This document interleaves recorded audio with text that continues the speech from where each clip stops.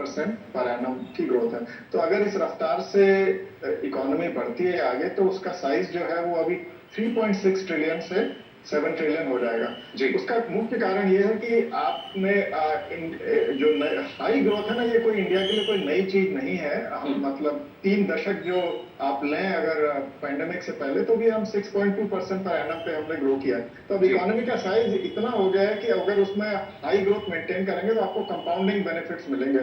तो चाहे per capita income हो चाहे ओवरऑल साइज हो, वो आपको बढ़ता हुआ नजर आएगा बशर्ते हम ग्रोथ को मेंटेन रखें।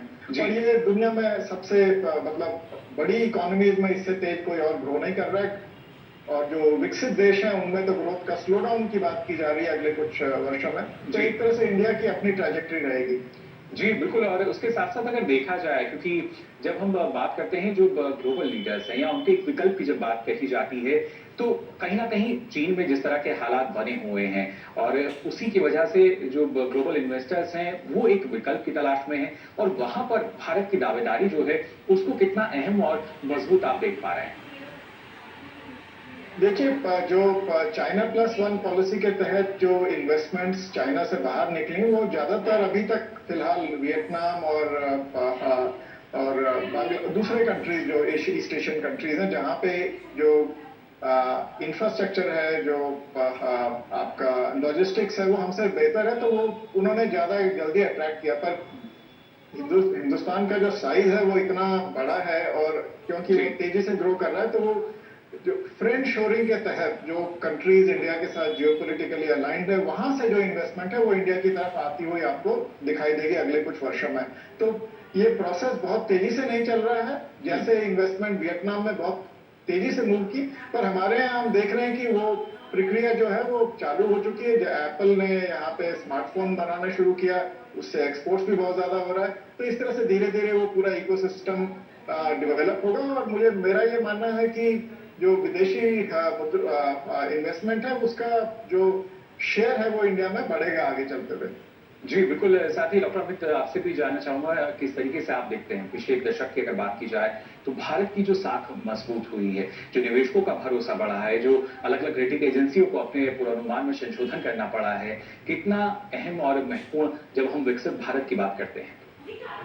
जब हम विकसित भारत की बात कर रहे हैं, जैसे धर्मावती जी बोल रहे थे कि इंडिया का जो ग्रोथ है वो 6.7% से आसपास रहेगा, बट मेरा उसमें थोड़ा सा मानना है कि जो ग्रोथ स्टोरी है हमारी वो 7.5% के करीब रहेगी जी, और 7.5 to 8% के करीब रहेगी। और जो हम कह रहे हैं कि इंडिया जो है वो तीसरी लार्जेस्ट इकोनॉमी होगी 2031 के अंदर, वो शायद उससे पहले होगी।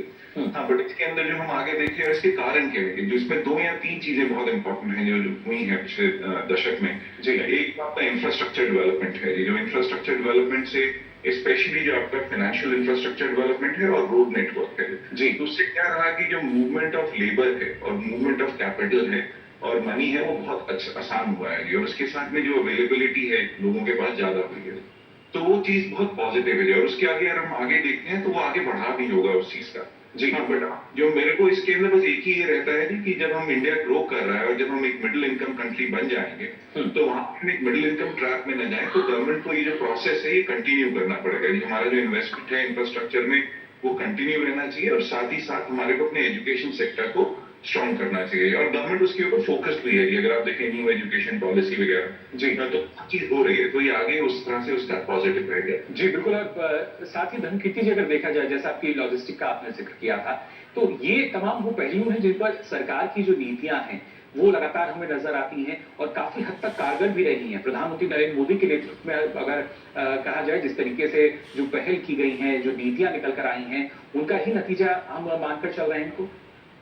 देखिए, 2 चीजें हैं जिनके कारण इंडिया का जो ग्रोथ पैंडेमिक के बाद है वो पॉजिटिव सरप्राइज रहा है। मतलब जितना अनुमान लगाया था उससे ज्यादा तेजी से ग्रो किया है। 2 मुख्य कारण है। एक तो यह है कि जैसे ही हम पैंडेमिक से निकले, सरकार ने जो अपना स्पेंडिंग का जो पैटर्न था वो चेंज किया। उन्होंने इन्वेस्टमेंट्स की तरफ फोकस करना शुरू किया, खासकर बजट से जो इंफ्रास्ट्रक्चर इन्वेस्टमेंट्स है वो उनमें काफी तेजी आई। सबको पता है कि ये सप्लाई साइड डेवलप करने से ग्रोथ पोटेंशियल बढ़ता है, तो एक तो वो कारण है। दूसरा ये है कि जो इस समय भारतवर्ष में जो कंपनियां हैं, जो फाइनेंशियल इंस्टीट्यूशंस हैं, उनकी जो माली हालत है वो बहुत अच्छी है। जो कंपनियों की लेवरेज बहुत कम है, बैलेंस शीट बहुत स्ट्रांग है, और बैंक्स की बैलेंस शीट भी बहुत स्ट्रांग है, नॉन परफॉर्मिंग एसेट्स बहुत कम है। तो एक तरह से लेंडर और बोरोवर दोनों की हालत अच्छी है, तो एक तरह से ये रेजिलियंस भी प्रोवाइड करता है और अपॉर्चुनिटी भी प्रोवाइड करता है। उसके साथ साथ एक और चीज जो हुई है, जैसा कि कपूर साहब भी बता रहे थे कि हमारा फिजिकल इंफ्रास्ट्रक्चर उतना अभी डेवलप नहीं हुआ, बहुत स्कोप है अभी, पर डिजिटल हमने बहुत ज्यादा तेजी से बढ़ाया है। तो उसका भी जो फिजिकल और डिजिटल जब आपस में मिलते हैं तो उसका एक सिनर्जी बनती है, उससे पॉजिटिव इफेक्ट दिखाई देता है। आपने सड़कें बनाई हैं, साथ में आपने फास्ट टैगिंग भी कर दी है, तो ट्रैफिक और ज्यादा तेजी से मूव करेगा, आपकी लॉजिस्टिक एफिशिएंसी और बढ़ेगी। तो एक तरह से हमें डिजिटल इंफ्रास्ट्रक्चर का बहुत ज्यादा लाभ ना सिर्फ पेमेंट सिस्टम में, पर और कई तरह से इकोनॉमी में एफिशिएंसी बढ़ाने के लिए। तो एफिशिएंसी जब बढ़ती है उसका मतलब ये होता है कि आप कैपिटल और लेबर अगर ना भी बढ़े तो आपकी ग्रोथ बढ़ेगी। तो ये एक एफिशिएंसी इंप्रूवमेंट फिजिकल इंफ्रास्ट्रक्चर और डिजिटलाइजेशन के कारण है, जिसका असर हमें आगे चलते हुए अगले कुछ सालों में भी दिखाई देगा। पर कपूर साहब ने जैसा कहा कि वो आवश्यक ये है कि हम इस प्रक्रिया को जारी रखें, रिफॉर्म की प्रक्रिया, क्योंकि हमारे पास अभी अपॉर्चुनिटी है कि आप इंफ्रास्ट्रक्चर क्रिएट करिए, इन्वेस्टमेंट करिए और ग्रो करिए, जो कि जैसे चाइना में ये नहीं है, चाइना ओवर इन्वेस्टेड है। तो हमारे पास अपॉर्चुनिटीज बहुत हैं, और इनको अगर सरकार का ध्यान इनकी तरफ रहता है तो इसमें कोई हैरानी नहीं होगी कि जो